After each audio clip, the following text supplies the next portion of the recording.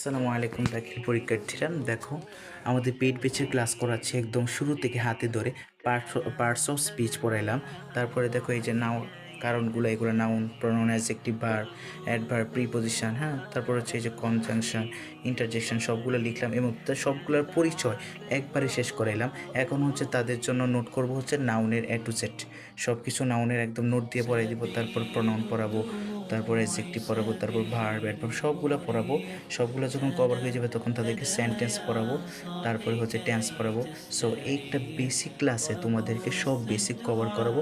তারপরে তোমাদের যে 9টা গ্রামাটিক্যাল আর পার্ট আছে, gap filling, suffix, prefix, changing sentence, মানে 9টা যেটা আছে সব পড়াবো। তারপর রিটেন ক্লাস করাবো।